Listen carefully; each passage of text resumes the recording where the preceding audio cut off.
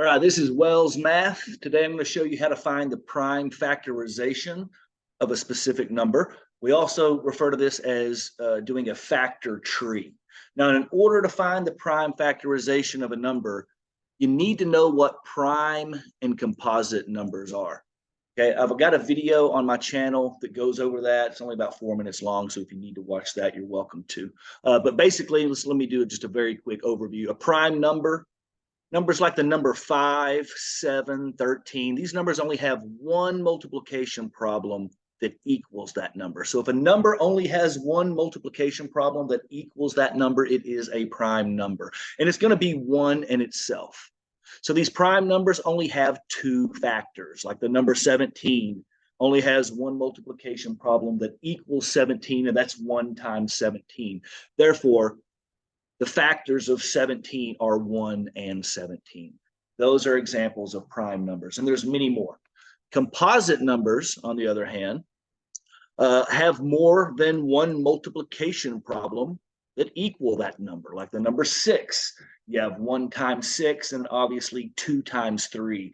So the number 6 actually has 4 factors, and then you see a couple more here. So numbers with 3 or more factors are known as composite numbers. Like I said, if you want to watch that video that goes over just those two things, you're welcome to go back and watch that. So let's say your teacher is asking you to find the prime factorization for the number 32. If I were you, I would pause this video, get out a pencil and paper, and write this down.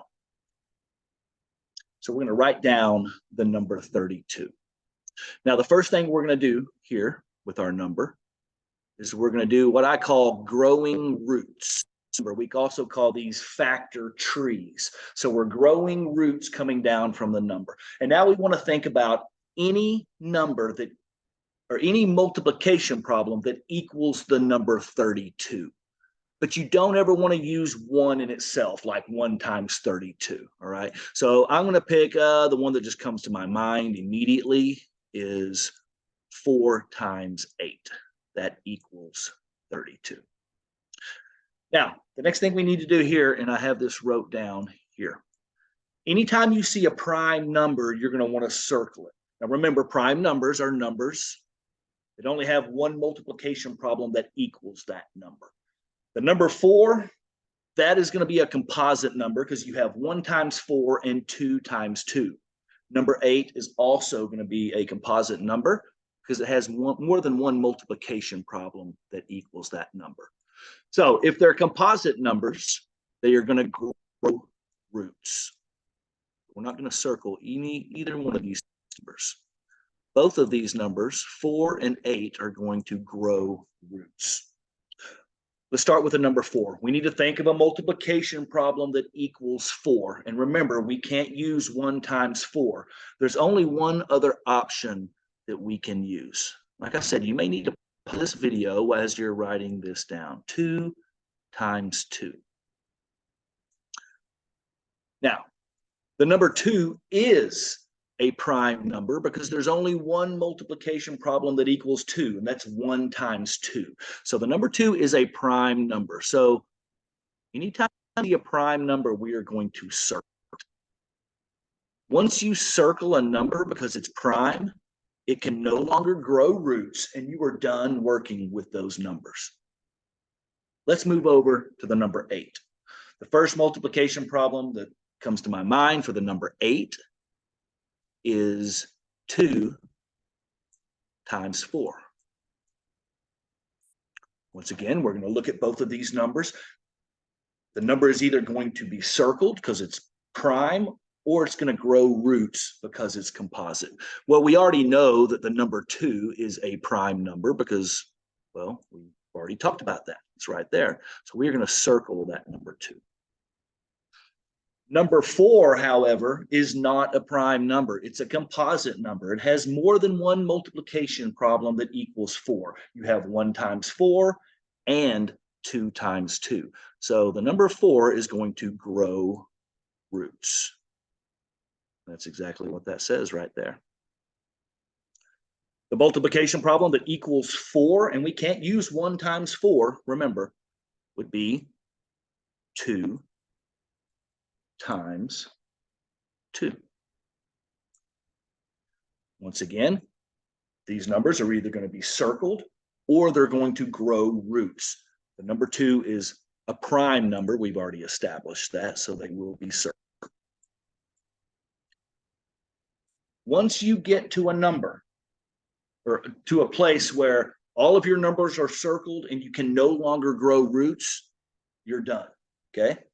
The only thing you have left to do now is to write down all the numbers you have circled and put multiplication signs in between them. I see 1, 2, 3, 4, 5. There are 5 number 2s. So we're just going to write 2 times 2 times 2 times 2 times 2, 5 times. This is your answer for the prime factorization of the number 32. Now, if you multiplied all these in your calculator or in your human brain, 2 times 2 times 2 times 2 times 2 actually equals, yes, you guessed it, 32. That is how to find the prime factorization for the number 32. Now, they're not all going to be quite this long. Let's look at another example. I would pause this video, write this down. Let's look at the number 12. This one's not going to take as long to do, so hang in there with me. First thing we're going to do is grow roots with our number, and we are going to think about a multiplication problem that equals 12. Now, there are a few. Look at right here. We know 12 is a composite number. Now, you can use, remember we said you don't want to use the number 1, so you don't want to do 1 times 12, but we could either use 2 times 6 or 3 times 4. It doesn't matter. You're going to come up with the same answer in the end, no matter which numbers you use. Let's use, how about 2 times 6? Once again, each one of these numbers are either going to be circled or they will grow roots. Well, the number 2 is a prime number. We know that from the last problem we did. The number 6, that is not going to be a prime number. It is a composite number. There is more than one multiplication problem that equals 6. So we need to grow roots. Remember, any composite number will grow roots. Only numbers we can use here is 2 times 3. Once again, the 2 and the 3 will either grow roots or be circled. The number 2 is prime, so we will circle it. And the number 3 is also a prime number. There's only one multiplication problem that equals 3, and that's 1 times 3, so we will circle it. We have no more numbers that can grow roots. Once a number is circled, it will not grow roots. So all we're going to do now is write down these 3 numbers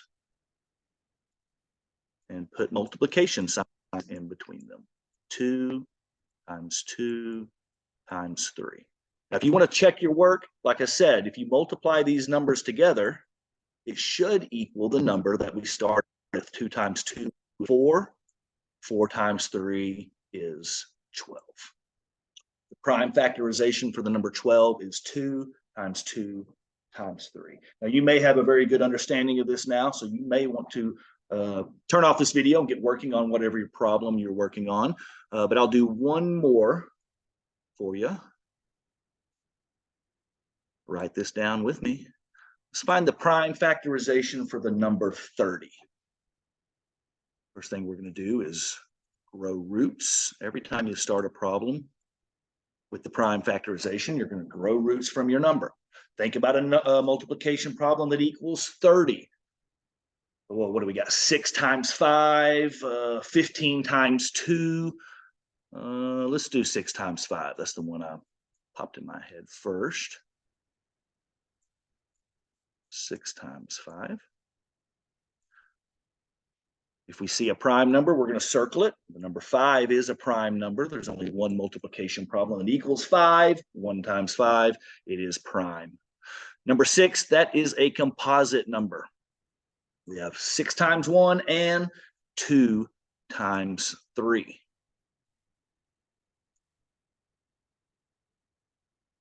2 times 3. By the way, if you ever see a little dot in between there like that, that's just another symbol for a multiplication sign.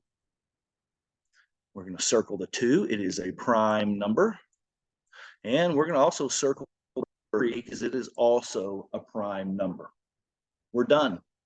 We're going to write down these numbers, 2, 3, 5, and then we're just simply going to put multiplication signs in between them.